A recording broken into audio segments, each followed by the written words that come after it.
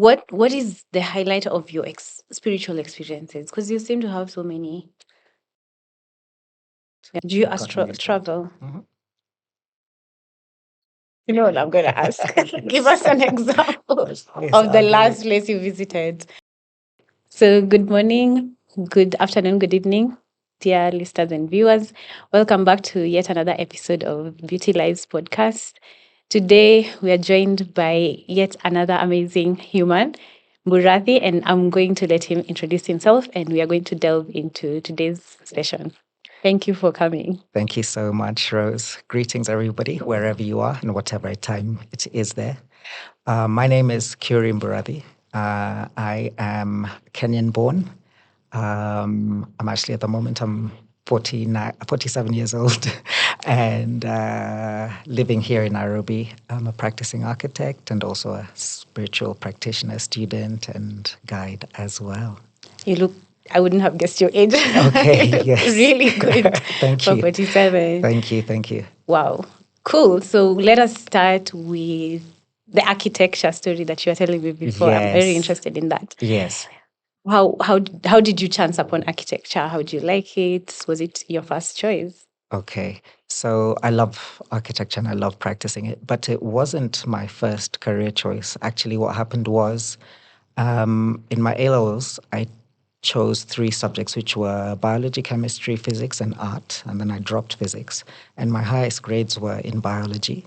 So because of that, I was going towards the direction of some medical things. So I did human biology, which is like the foundation, and then you can specialize later.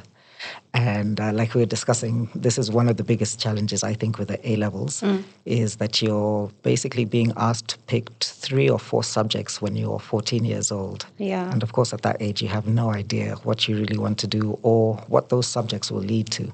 So that's a challenge in the A-levels that is there. And so when I was in university in Oxford, I ended up living with some architects. And actually, that's when I saw that they were doing these beautiful models and drawing. And I got curious then. And that's when I wanted to start. But then I was recommended just because it was like halfway through my BSc, my Bachelor of Science. I finished that first. And then I started architecture, which was great. You just snuck that in. You were in Oxford. Yes, Oxford Brookes University. All Yes, right. yes, yeah. That is amazing. Yes. So that's how you ended up in architecture. And there is a way Yes. you were describing to me how you view it. And I feel like it was very spiritual. It's very spiritual and very, you see the essence of it. So can you please just do it again? So, absolutely. So one of the reasons I love practicing architecture is it's an extremely dynamic profession. So I'm having to deal with different fields, actually, like physics, of course, art, but also psychology, understanding the psychology of the client, coordinating multiple parties, like the engineers, the contractors. And actually, I was very fortunate because I started my spiritual journey at the same time that I started my company. So I have gotten to use my spiritual practice in my work, and it's very, very powerful and very, very effective. That's interesting. I can give you a quick example. Please. For example, I have to go into city council, of course, to get approvals and everything. So before I go, I sit in meditation for about half an hour and I know who I'm going to meet and I energetically charge myself and them and make that connection. Then when I go to speak to them, I speak to them like soul to soul, and it hugely impacts the outcome, how people relate to me. And because of my spiritual values, I really can't be bribing. So I have to find ways of doing it energetically. And that's what I do. Can you see that I'm shocked? Yes. I have a very my face does not hide my emotions. Okay. I thought I was spiritual until Yes. today. Yes. How long have you been doing this? I've been doing this. So I started my spiritual practice in 2007, but I began taking it more seriously in 2009, which is when I also started my company. So I've been doing it that long. And of course, with practice and time, we get better at it and it becomes more easy. So I'll give you a really important aspect of the meditation that I do that I get to use. So we do what's called an open eye meditation. So I'm able to become soul conscious and do energetic things while I'm still engaging with people like right now. So that really, really makes a very, very, very big difference. Are you doing it now? Yeah. Can you teach me? Absolutely. It's very simple. Basically, one of the most important aspects and realizations of the spiritual journey is that we are spiritual beings, that this body is an instrument that we're using to navigate this physical world. And the thing that is in control is the soul or the spirit. Now, the soul's original nature is actually peace, love, purity, happiness, bliss. And those are the things that everybody is looking for, right? That's true. You know, we work hard so we can experience peace later. We love, you know, everybody's searching for love. But all of those elements are within you. So if you can become truly self-aware, then you become aware of yourself as the soul and you're able to experience all those treasures naturally. And then when you do that, when you communicate with somebody else, you visualize them as souls and you simply exchange that energy as you're talking. You know, I can feel it because I'm very perceptive. Yes. So you just helped me understand why I'm feeling, how I'm feeling, seated across you. Excellent. So that's really nice because how I feel is I feel very pure energy and I feel elated. I don't know whether you're doing it, but I feel better and calm. Wonderful. That's good to know. I'd also just like to add one more thing, that energy that you're feeling is now channeled from source. So it's not me per se, it's me channeling now that divine energy. Wow. What is even more interesting for me is the fact that you have been able to bridge the conventional with the spiritual. Because for the longest time, they are seen as separate. Correct. Yet, in my research, I've noticed that more of the most successful people, especially in the West, have started incorporating the spiritual into their conventional. So the spiritual into their work. It's not just Sunday. We are going to talk to God, and then Monday to Saturday, we are talking to the city council and having to do whatever it takes. Yeah, exactly. Do whatever it takes, the striving. Yes. So I'd love you to say a bit more about how you've been able to bridge that gap and how people can do so. So I think, like you said, one of the fundamental things is realizing that there's no separation between your spiritual life and your everything else. You know, people separate spiritual from mundane. They say that there's a spiritual time and a time to deal with your work and your job and your family, whatever. It's actually the same thing. This reality that we are experiencing, we're actually spiritual beings having a human experience. So we are perpetually actually having a spiritual experience. It's just that we're not conscious of it. So once we become conscious of it, we're able to now tap into the power that comes from that consciousness, which is soul consciousness. And of course, it takes a bit of practice, and of course, you need to be guided. And but it's really very transformative, and it allows the spiritual work that you're doing to infiltrate every part of your life. And that's ultimately very, very rewarding. I can, oh man, I am just happy. I'm just happy to meet someone who's actually practicing it. And I'm culprit. And I'm complicit in being the people who just preach and say we are spiritual beings we are human beings living a spiritual experience. But to actually sit down before a meeting and meditate, for me takes so much time. So I'd rather just run out of the door. How have you been able to cultivate that discipline? Yeah. So first of all, the word is discipline. You need to cultivate discipline in yourself first.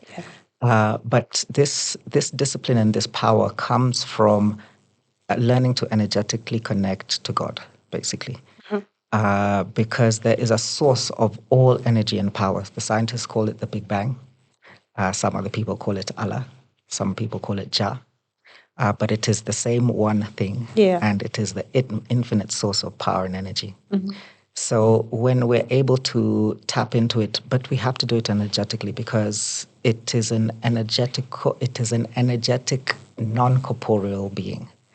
And we also have to take ourselves into our original nature, which is the incorporeal being. Once we're able to do that, then you can connect energetically to it and then tap into that energy and allow it to guide you to energize you, and that energy also purifies and cleanses as well.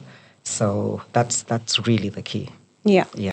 Okay. Yes, and so there we are guided how to practice it, and also it's all based on information actually that comes from the divine.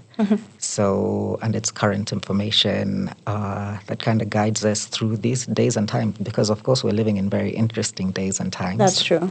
Kaluga. Yes, absolutely, and not just Kali Yuga, but the end of Kali Yuga. And Is it the end of? Yes, it is. Because how when we do the Yes. math, Yes. it said that Krishna. So two ways of saying this. I've been taught two things. Yes. So since Krishna came, which is Yes. 5,000 years ago, roughly 5,000 years ago, Mhm. when he left his body, Yes. was when the last yuga was ending, Yes. the Dwapara, Yes. and then it was we were getting into Kali Yuga, Uh-huh. and then so if you do the math based on that, it's 5,000 years into Kali Yuga. Yes. Out of the 432,000 years of a yuga. So the yugas are divided into four of tranches of 432,000 years. So if we're in Kali Yuga, if we go with the example of Krishna 5,000, it's 5,000 into the 432,000.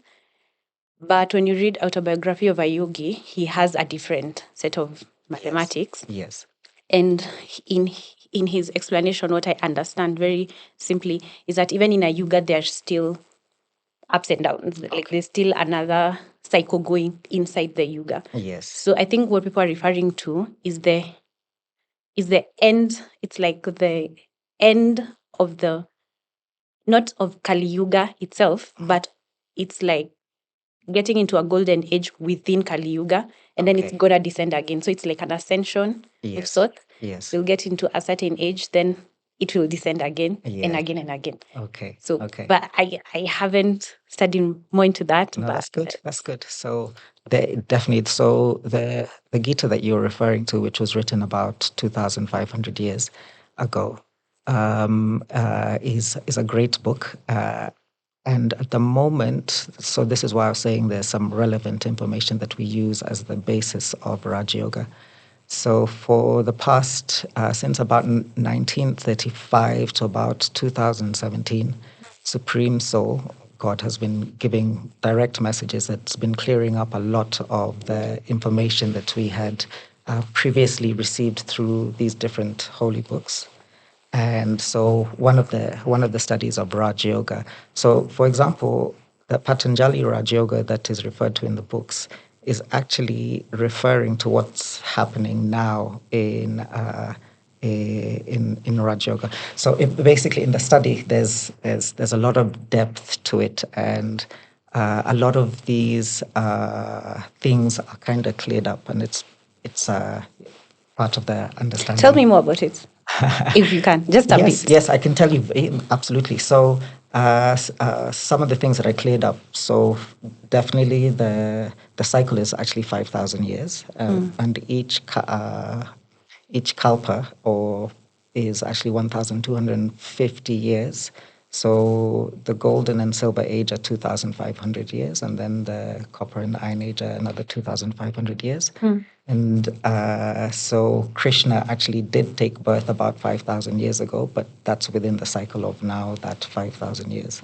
So with that understanding, and again, this is why I'm saying different books have different interpretations. For sure. But this is now based off the knowledge that we have been getting from Supreme Soul from 1935 to 2017, and I've been there when it's happening. That the cycle is actually 5,000 years. And so this is the end of Kali Yuga, and there's a transition. Of course, for Kali Yuga to end, there also has to be the establishment of Sat Yuga as well. So, yeah, that's basically what's happening in the Yeah. world according to the Brahma Kumaris and Yes. Raj Yoga. I wish there was this one truth, man. I don't like how there are so many interpretations of the same thing. That But doesn't I sit right think with you me. know I think that's because on the spiritual journey we go through different levels, and so we being at different levels, there's different information that resonates with us according to our journey.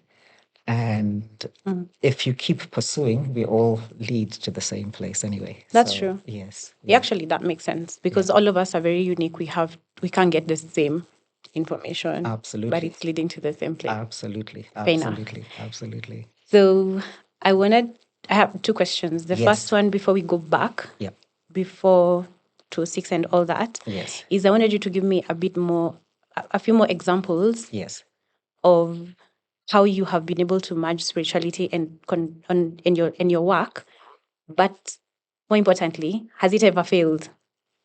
Okay. So let me ask with, has it ever failed? If my intention is clear, it has never failed. Never. The only thing that determines the success is the clarity of my intention and the effort that I put.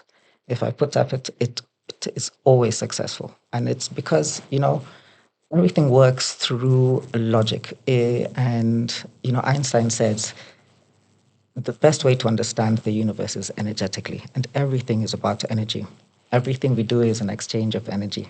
So there's a law called karma, and also Newton's third law of relativity, which is for every action there's an equal and opposite reaction. Yes. So if I can control my energy and power and give it out in a certain frequency, I am guaranteed that I will get it back in that frequency.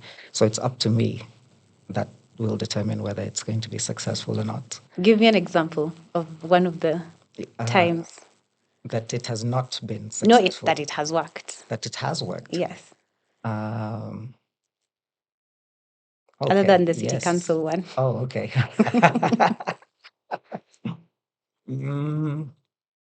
Oh, okay. Transforming my relationships. So,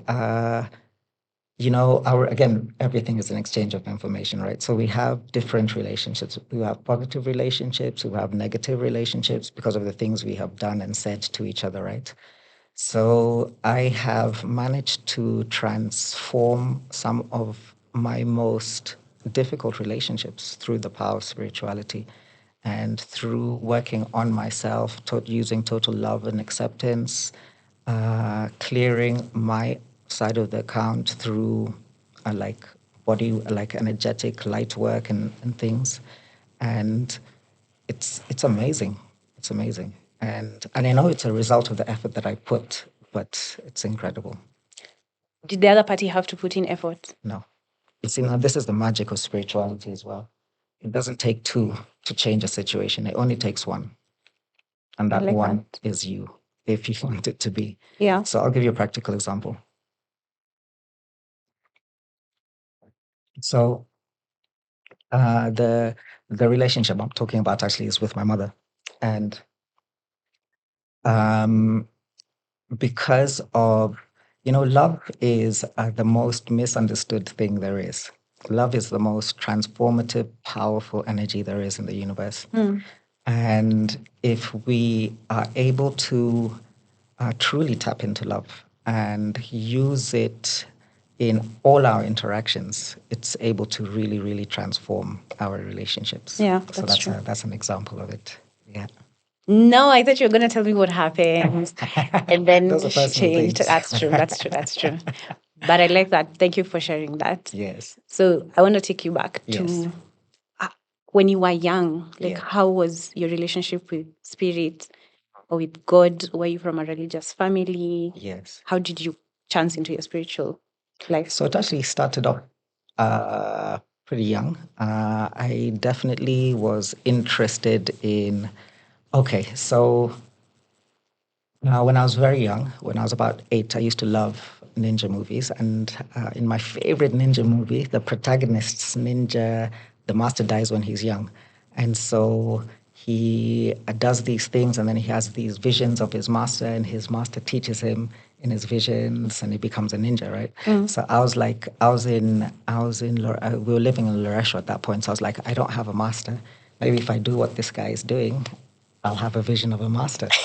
So what I did was I waited till everybody was asleep on a weekday, and I put a towel in my living room, and I sat in the position that I saw this ninja sit. And of course, at that age, I didn't know what it was. But I was sitting in the living room, cross-legged, with all the lights off, waiting for visions from my master.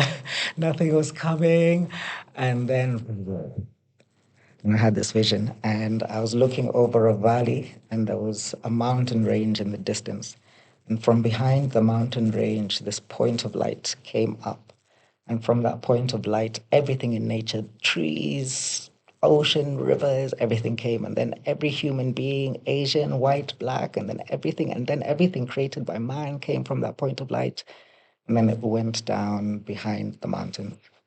So that was very impactful. And I knew that kind of allowed me to know that there's more to the world than we see.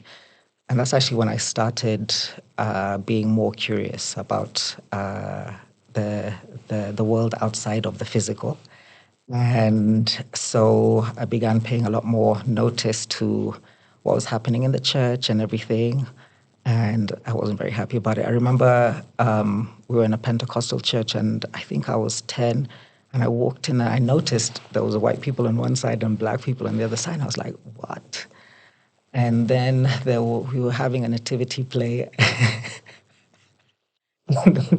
This was in Malawi in the 80s as well, just so that people can contextualize it.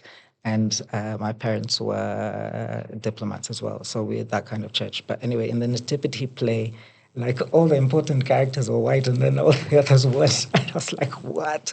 And then in Sunday school, I'd ask questions, and I'd always be told, don't ask questions, it's all written down. And so when I was 13, told my parents that I love Christ, but I don't like the church. And but they said that they wanted to give me a Christian background education. So until I was 17, I should keep going. And so I did, but then I wouldn't stand up for any of the hymns or. Yeah. Did you go to a Catholic church? No, so it's I guess it's Pentecostal, but I was in the school. It was more in school because I was in boarding school at that point. So when we were singing about the green hills or whatever, I was like, why are we singing about that? So and then at about the same age, actually a bit younger. So when I was about 12, I walked into a bookshop and I saw this thing and it really struck me, and it was the Eagle's Eye by Carlos Castaneda, and I started reading that series, and then I learned how to dream lucidly when I was like 16, and then started doing like basic meditation, and then I went to England and started partying when I was like 16. So everything went into the background for a while.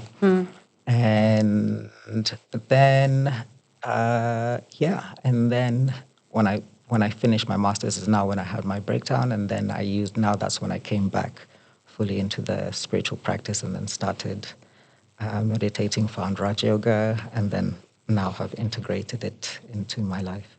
You make it sound so simple. At what at what age did you get this vision? I was laughing because I could only imagine your mother walking in on you. Oh wow.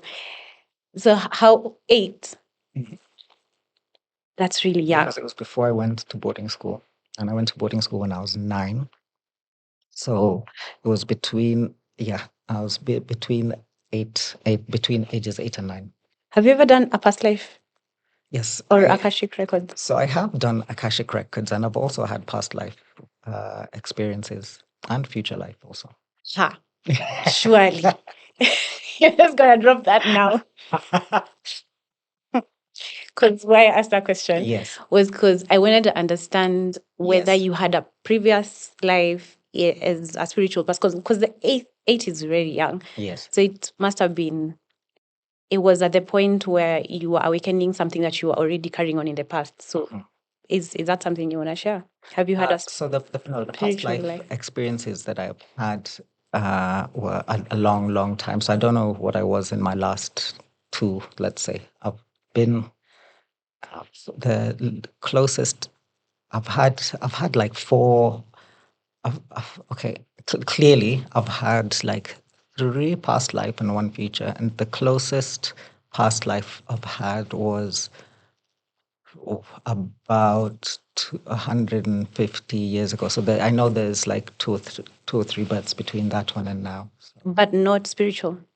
No, I wasn't spiritual at that point. I mean, remember, we're spiritual beings having a human experience. So whatever it is we're doing, it's still spiritual. But No, yeah, but I think I mean like maybe you might find that in a past life, not yes. necessarily the one preceding this one, Mhm. whichever, you were probably like a monk or something. No, and I think we've all actually, any of us who are on a spiritual journey, we've definitely had past lives, and I think we played all those roles: monks, soldiers, like everything. Um, but it's still connected to our overall soul growth. So yeah. So yeah. Do you want to share your full life? Please. Yeah. Okay, I'll share the latest one. So first of all, when I need to contextualize it, of course. When I was doing my master's, I went to the States. I was in USA, and I was in upstate New York. And when I was there, I had my breakdown, actually, and it was brought about by an identity crisis because the racial system and segregation in America is very, very strong. And because I had uh, been brought up basically in an international setting, I hadn't really confronted these things of identity before. Yeah. And so I was finding myself in a situation where it was leading me to become prejudiced against certain races, actually. Because from my perception, it seemed like there was a very clear discriminatory system set up, and I didn't have a spiritual understanding of it. So it affected me very much, and I began to question myself as a Black person, as an African, what it meant, and in the process, I lost my mind basically, and it took me a lot to put it back together. But one of the things that allowed me to understand it is the fact that the as spiritual beings, we actually traverse different races, and we express particular vibrations when we're in those races, and those vibrations can be both positive and negative. But at a particular time, because they are costumes and there's a play, there's some costumes that seem to be taking advantage more than others. But if you go deeper, you'll see that the costumes are just an external thing, and it's the soul that is playing that part. And that soul actually has been through different races. And so unless you're able to now identify and connect on a soul level, it's very easy to get caught up with the physical. And I'll give you now, this is now where the past life began to reveal the depth of what I'm talking about. So the thing that was driving me crazy was the fear generated and the hate generated by these racial ideas and theories that were put into practice in the States and institutionalized. So I remember one thing that shocked me so much. I remember in the States, they have like Black fraternities, white fraternities, and Hispanic fraternities. So in essence, you're segregating at a university level, and it's condoned by the university. Yeah. You're consciously showing and justifying segregation. So that shocked. I couldn't In the highest at level. the highest level. Yeah. I couldn't believe or understand it. And so, and because I was now identifying with these externals, I was now putting value systems on Black, white, and Hispanic. I was doing it myself, but I wasn't realizing it, right? Yeah. So then, so when I was doing my A levels, I was actually in England in a place called Clifton in Bristol, and I had a wonderful experience. It was the best. Like that's when those were my formative years, actually. That's when I started DJing, started understanding the counterculture, understanding how DIY works, understanding and expressing life's beauty and joy. And some of my best friends, actually, some of them, I mean, I have lots of different best friends from different phases, but Clifton is one of the times that it was amazing. And of course, they're all white, right? So when I was having that crisis in the States, that's what was one of the crises, right? I was like, oh, my friends are white. Listen to white music. What does it mean to be black and everything, right? So then I had this like I can't remember exactly when it was, but I had this past life experience. It was so funny. So I'm there and I am on the Bristol port and I'm a I'm basically writing texts and documents that are going to be sent to the States for the educational system. And I'm basically writing deep race theory, like hateful race theory. So I propagated this race theory. Shook. Oh, yeah, man, to these people, and that's why I was in the States. But I didn't live, Experiencing it. but I didn't live in the States. That's why I didn't have that many strong chemical connections with the people. But that energy, that fear, which I generated and perpetuated, is what I had That's to crazy. come back. Yeah. That's madness. You know what's funny? When you were saying about it being in the university level, I'm thinking there must have been this mastermind who sat down. It was you who were the I was one of mastermind. them, yes. One of them, at least. Really? So again, so that experience, first of all, allowed me to understand the truth that the soul does actually traverse race, first of all. So it's not about black, white, or whatever, but it's actually about now the vibration of the soul within that body, what they're doing. And it doesn't matter what body they're in, karma is a perfect machine and it will sort everything out. It will. These are the kind of deep understandings that allowed me to now to resolve these misunderstandings and misconceptions that I had within that now allows me to, navigate the world without. Was it instant for you? Like once you got that realization, it took time? No, it takes time. The thing that takes the most time is breaking down our old belief systems and patterns because we have conditioned ourselves for a very long time, actually multiple lifetimes, actually. So it's breaking those patterns that take time. Yeah. For sure. I'm still with you on that Bristol boy. Yes. Yes, it's Wow. amazing. It's amazing. Interesting. Thank you for sharing that. Absolute pleasure. What about the future one? How did you see the future? I had somewhere that we can't see the future because we have free will and we have not created the future yet. How do you reckon? Yes. So remember that cycle that you were talking about.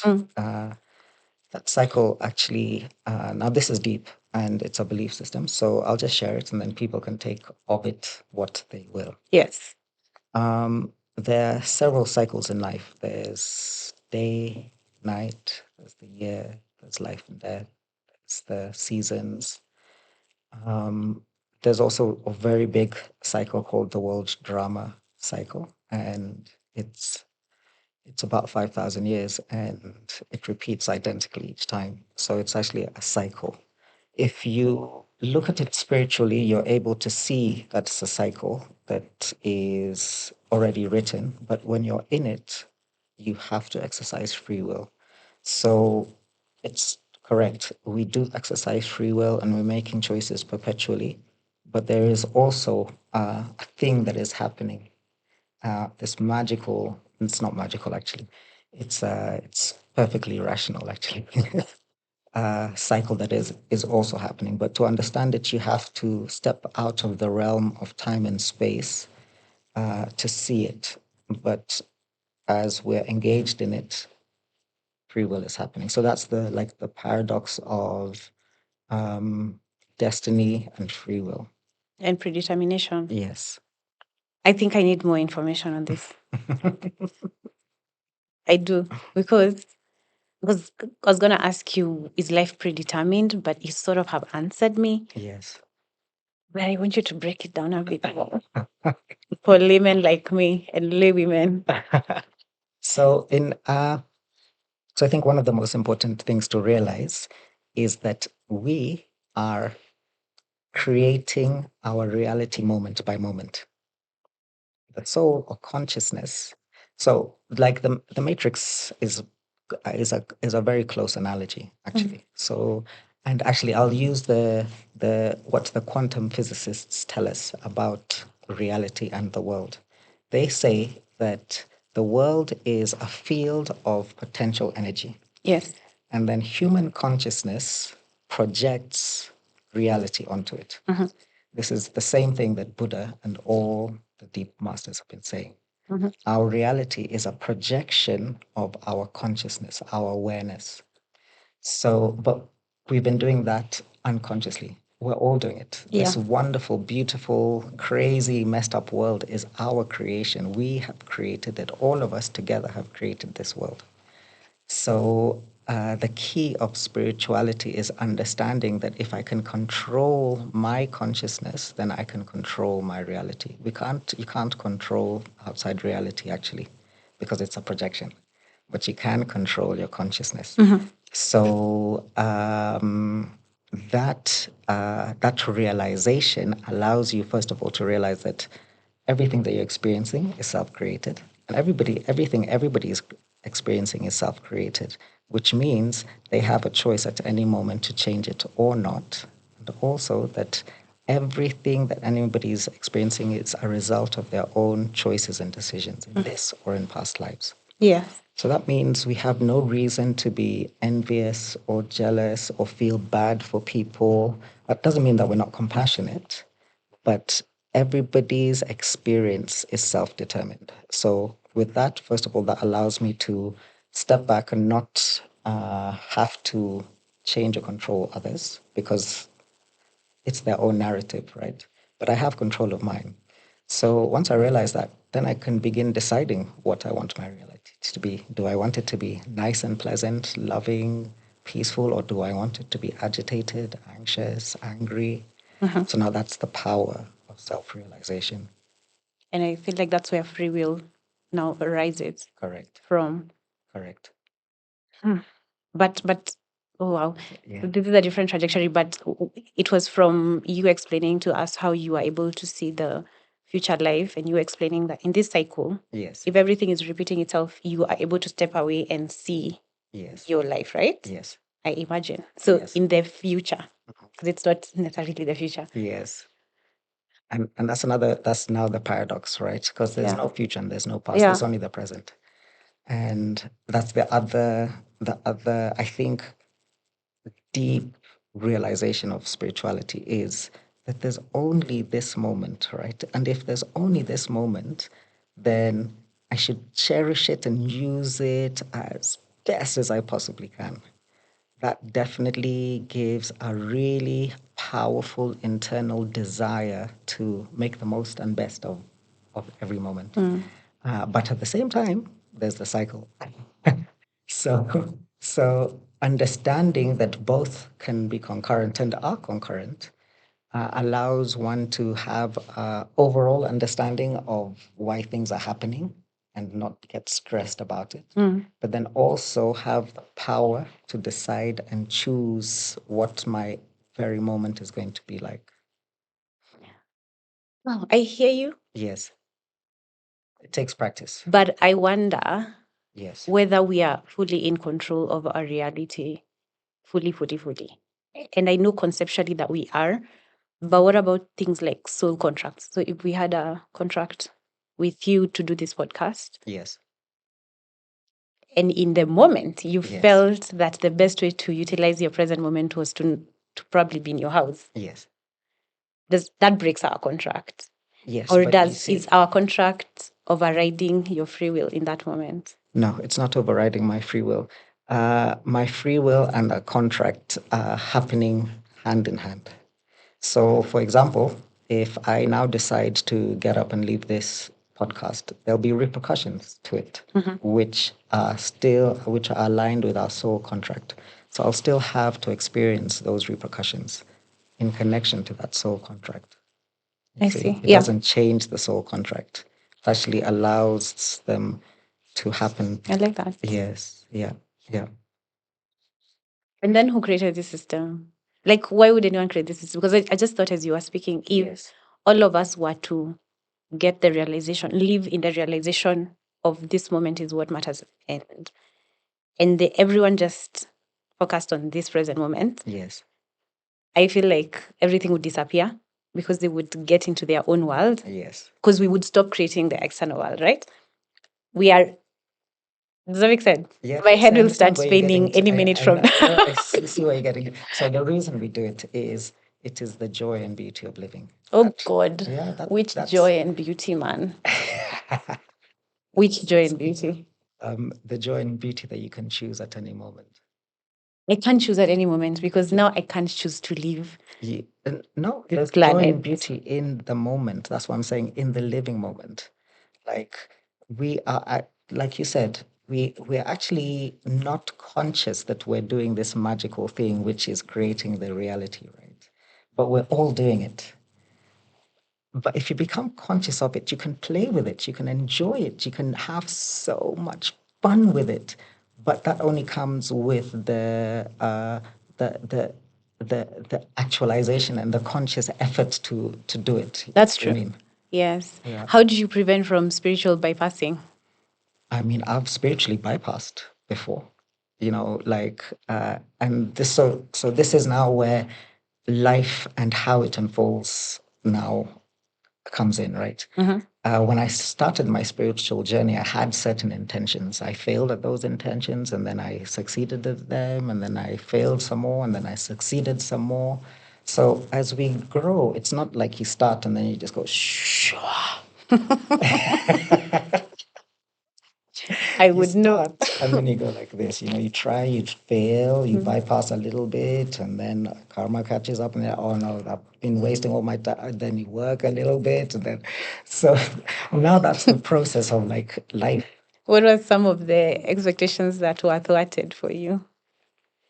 That Like it would be off the easy. top of your mind? Yes, that it would be easy. That once I start this spiritual journey, everything will be easy and blissful.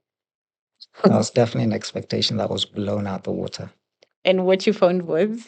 That life still happens, man. Like you still create sorrow, you still have conflicts with people, you still um, make mistakes, but I think the difference is, first of all, you're very aware of when you're doing it. Number one. Then number two is because you have a desire to improve yourself. And it's also important to have some sort of guidance and some system that guides you also, because the mind is a powerful thing, right? And you can also guide yourself in any direction if one isn't careful. And that's now where systems of practice come in, bases of knowledge come in, where spiritual community comes in, where learning and executing a particular practice over a long period of time. Because this is the thing, like self transformation takes time.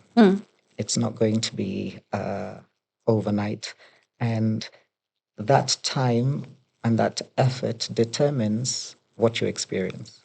So if you have a system to guide you, it's a lot easier, because then there's practices in place, there's knowledge in place, and everything that really, really helps. That's true. So now back to New York, upstate.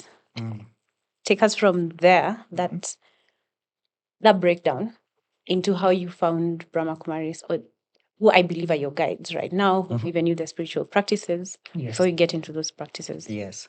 So, okay. So,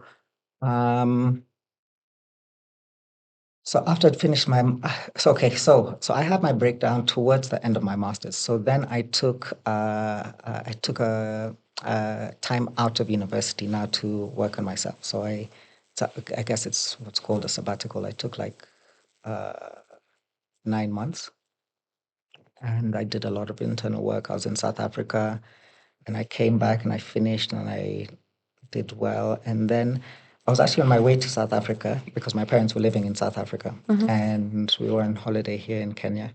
And my mom was like, since you're putting your portfolio together, why don't you just have a look around here in Nairobi? I was like, I would, but there's no work here because I had done an internship with the architects in Village Market in 1999. And at that point, it was the end of the Moy era. And so there was very little work, and like they were almost closing there. So that's what I had in my mind. That was in Kenya, but this was 2006. So I went out and there was so much work and there were so many new architecture companies and the economy was booming. I was actually shocked at how different it was from back then. Kibaki was doing his thing, and the real estate market, of course, was flourishing. And that's when I decided to stay. I'm very, very glad I stayed as well. Um, and so since I was here, I was like, okay, I need to get get working, but also occupy my time. And is a very big drinking culture, and so that was a big challenge because I'd stopped drinking at that point. And so that's when actually I remembered about this meditation thing, and so I began looking around. Excuse me. And went to different places. And then that's when I saw the lotus. I remembered the lotus in Westland. Very prominent. Yes. And then I started my practice there. Oh, okay. So after the breakdown, you started remembering your spiritual practices. Yes. And then you found them. Yes. How have they been? It's been amazing. It's been amazing. It's been definitely the most transformative thing that I practice in my life, without a doubt. Yeah, yeah, yeah. Were you doing drugs and did you stop? Yes, I was doing a lot of drugs, and then I stopped, and that was also part of the breakdown.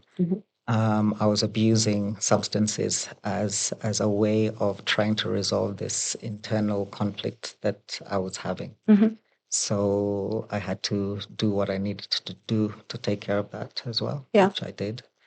And so, yeah. And the reason let me not say, first of all, let me speak for myself.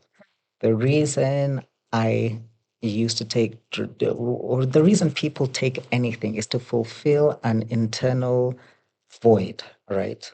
And that internal void actually is spiritual, but we try to fill it with external experiences. So until you find a way to come to terms with that void yourself, you'll always have some sort of dependence on something external. And of course, that's like one of the aspects of the spiritual journey is realizing that everything that you want, desire, and need is within you. Just learning how now to tap into and access it at your will. And of course, that takes time. Yes, for sure. But it's very, very, very, very, very fulfilling. Yeah. So did you stop the drugs at some point? At what point was that void filled for you that you knew, well, it's time to replace Yes. the external with the internal? So again, it's through the because like if to know whether you're fulfilled or not is an internal experience, right? Yeah. When you feel the desire, when you don't feel the pull or desire to fill the void, is when you know it's. I like that. Because you can't force yourself. First of all, you really can't force yourself. You have to get there through. This is what I'm trying to explain. There is this term in recovery called white knuckling. And this is now when you stop doing things because you know you're not supposed to, but you haven't resolved the things with it. So you're literally holding on, and that's why they call it white knuckling, right? But that's not real sobriety because you're internally fighting and you're unresolved and you're not comfortable in everything. Now, to get to a place where you, through your own choice, don't indulge in things, you need to literally not substitute, but you need to fill yourself so that that desire is not there. You can't not have the desire just by not wanting to have it. For sure. So, and that's a process now. And there's different parts of doing that. And yeah, the success of it is a completely personal Yeah. I'm journey. smiling because you have very diplomatic language. Okay. You have honed that skill. So I'll ask a Yes. question Yes, please. of the on the drug substance abuse. Yes, Did you have to go into an institution for it? I did. Yes, I checked myself into a rehab. And this was that break that I took. Hmm. I checked myself into a rehab. Yes. Was that your dark night of the soul? Yes, that was as. Yes, it was. Yes. And you know why I am curious about this is because I've also encountered other people who, when they check into rehab, Yes. they find Christ. That's when they find God. That's when they find spirituality. So I'm starting to think it's a necessary part of the human experience. It's not a necessary part of the human experience. That's one of the paths that we choose to take. You don't actually need to go through crisis to have a spiritual awakening, although it is very common. It is definitely one of the most common ways that people. I need to meet someone who hasn't. Yes. Okay. Okay. Have you? Uh, I guess not. I guess not. Yeah, yeah, I guess it is just I guess it's just part of the journey. You need to reach some level of self-checking disaster where you're like, okay, dude. Yeah, I think so. You Yeah. just need to hit rock bottom to wake up. Yes, and those rock bottoms, now this is what I mean. Those rock bottoms can be manifest in different ways. That's for sure, yes. Yes. So drugs can be one of them. Yeah. Relationships can be another. Burning out through work can be another, and they're all lead to the same thing. We just prioritize them socially differently. So, for example, a workaholic, we don't give a workaholic as much pressure as a drug addict, but they're doing exactly the same thing. I'm smiling because I never thought of it like that. Yeah, they're doing the same thing. I didn't think workaholism. I think that was my dark night of the soul. Okay, you see. Yeah, because I never had one specific. When I explained it to you, I just said it's my whole life because I didn't have a Yes. distinct period. Yes. But now that you say it, and thank you for saying it, it's just hit me that there was that point in Yes. between 2018 to 2019 when I met my guru. Yes. Wow, that must have been it. Because there's a point I just went blank. Like Exactly. I overworked myself. I was I was a workaholic because Yes. I thought all these other life coach stuff like mental wellness and everything. But now spiritually, I blanked out. I couldn't read emails. I couldn't Yeah. read. I was just, and that's the moment I knew there's something wrong. Correct. And I just had to pull away from the system, I think. And I actually never went back. Yes. If I think about it, but I never thought that was a It's the same coping thing. mechanism. I never thought that was a thing. It is the And same you're thing. right. Yes. Workaholism has been packaged in a very admirable way. Yes. And you know what As that compared, is? no, tell me. I figured it out. Interesting. Because workaholics are supporting other people. Damn, I was supporting many people. That's why. Oh my God, this is so profound. Yes. I guess the reason why you came here today was to tell me this. Never One of the ever. reasons. Yes. Wow. Thank you. You're very That is going to warrant a whole session with my journal. Yes. I need to revisit that part. Excellent. Wow. Yay. Thanks. So that was mine. Yes. So I see that, but I think maybe the way the design is for human experience Yes. sort of has to do with adversity, because I feel like we rarely learn when we are comfortable, when Yes. we are in a comfort zone. Correct. Do you Gotten astral used to it. travel? Mhm. You know what I'm going to ask? Give us an example Yes, of the I'm last very- place you visited. Do you know I heard that astral travelers meet in conferences? You can do that, yes. Actually, this is an interesting one. And in that art of dreaming, there's 7 gates. And I had not reached the last gate. And the last gate is when you consciously agree with somebody to meet in Wow. a certain region.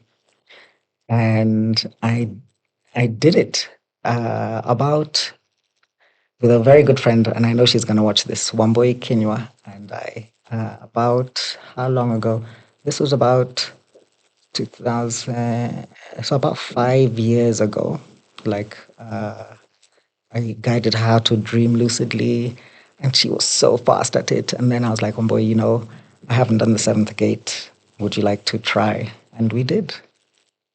Is that something? How long does it take? Can you guide me? You see, now that's the thing. Now it's totally a personal thing because she learned very quickly, and she was at a very high level in a very short period. It took me a lot longer than she did, but then of course that's because also I was at that age, so whatever. So it's totally up to yourself. Yeah. What do you do when you astral travel? So now in Raj Yoga, I use it when I am serving the world.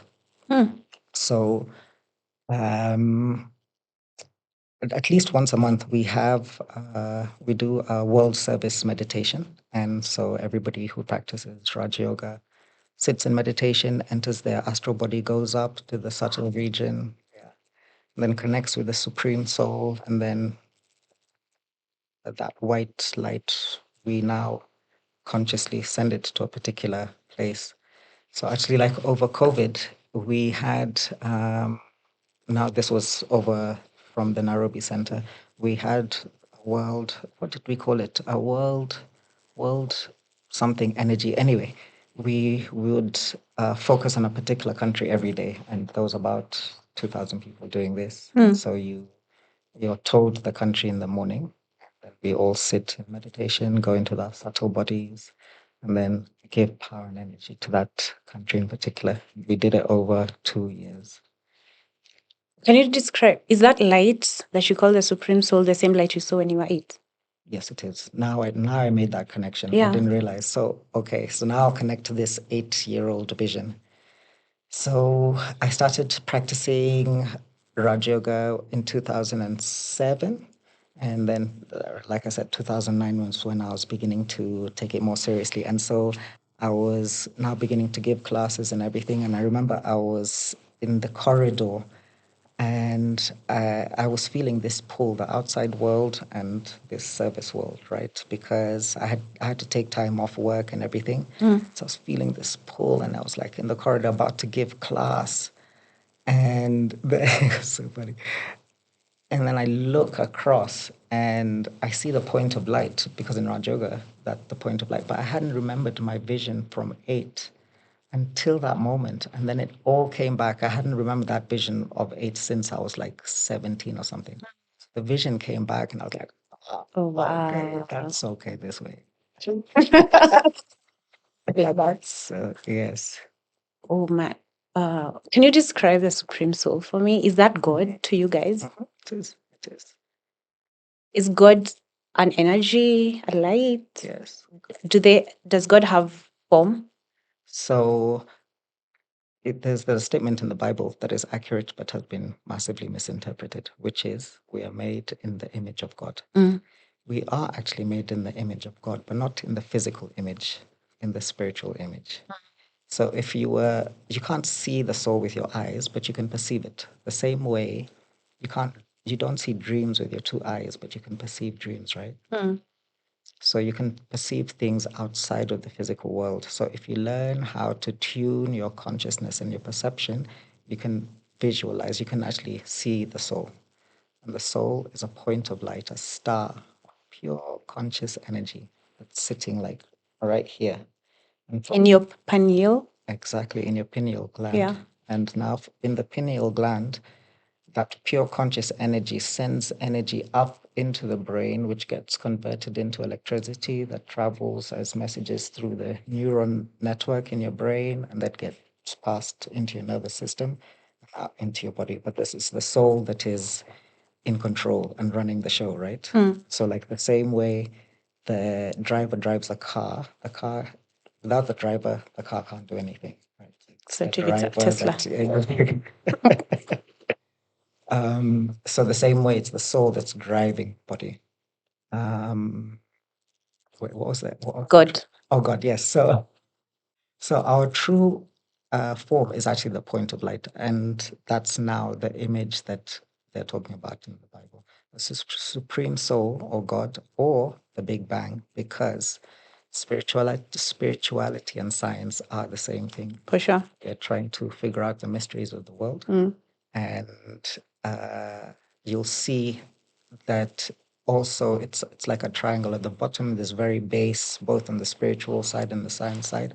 But as you travel up these pyramids of either science or spirituality, we meet at the same point, which is about consciousness and awareness. Is God higher light than the soul light? So there's a few differences between the soul light and the supreme soul light. So the massive difference is the supreme soul doesn't go through fluctuation. So the supreme soul, God, is perpetually the ocean of all the things we desire: love, peace, purity, power, bliss. That's one big difference. Second, now this is now according to, from what I understand and what I've studied, God is incorporeal, so it doesn't enter the life death cycle, because if it did, then It would have die. Exactly. It would have karmic accounts and everything else. And so those two main differences, which is the fluctuation and the fact that it doesn't enter the cycle of life and death or go through the karmic cycle, allows. So basically, we are fragments of God consciousness, and we are basically God consciousness becoming aware of ourselves. So that's now the mystery and joy of life. What is the highlight of your spiritual experiences? Because you seem to have so many. There are a lot, and they're not over yet. I'm still on this amazing adventure. It's. I mean, I like your life, but mine is bland. I'm just here saying how spiritual I am, and I have nothing. I can't even dream. Gosh. Yeah, so the adventures are a lot. Okay, I'll give you one example. So about 3 years ago, we were doing a project called Pause for Peace, it was actually it was much further than that. It was 2017. So it was the second, the the second round of elections, where it almost became bad, but it didn't. So we did a program called Pause for Peace, where we were basically allowing people to know and experience the peace that you seek is within you. So we went on an adventure to Marsabit without any planning whatsoever. And our goal was simply to allow people to experience peace. And one of the highlights was in a GSU camp, like early in the morning. We spoke to literally the captain or whatever the day before in the afternoon, and he managed to gather everybody. So we had like 100 GSUs, like, who just come from the field, so they were frustrated, they were dusty. They're like, "Who are these guys who got in, get doing our attention?" We did a meditation with them, and it was the most powerful experience I've ever had. And one of the last things I said, and again, this is just now, again, because we're instruments of the divine knowledge. And I think one of the last things I said was, a powerful soldier is a peaceful soldier. Of course, that wasn't me. That wasn't me speaking. That was Source. But yeah, that's an example of an amazing spiritual. I love that. I think I was in Parklands Law School, and I always used to pass outside Brahma Kumaris, and every time I'd look at the lotus and get attracted. Yes. But now I realize the reason why I never got in is because I'd probably never have left. Okay. And I would never have followed my guru, because I really love that. And I'd probably have met you and never left. So, because I really genuinely, every time I go there, I came there once for anger management classes because I had anger issues. Yes. And it's never have I ever come to Brahma Kumaris and I never left there feeling so peaceful. Oh, good. It's amazing. Good. So now it makes sense why I never followed that. Yes. I would have stayed. It's amazing. So I think we'll just end it here. I'm so sad. We have, please, let's do it There's again. much more to cover. I can feel it, definitely. Yay, So thank Kiris, you. I'd love to do this again. Yes. Yes. So thank you for coming. Thank you for your time. Thank you for sharing. My absolute pleasure. Yes. And thank you for watching and listening. We hope to catch him soon in the future when our soul contract was written. That we would meet again. Yes. It is written. I know that. I'm so glad I have people who I can make such jokes. Absolutely. Anyway, Absolutely. yes. So until next time, have a good one. Goodbye. Goodbye.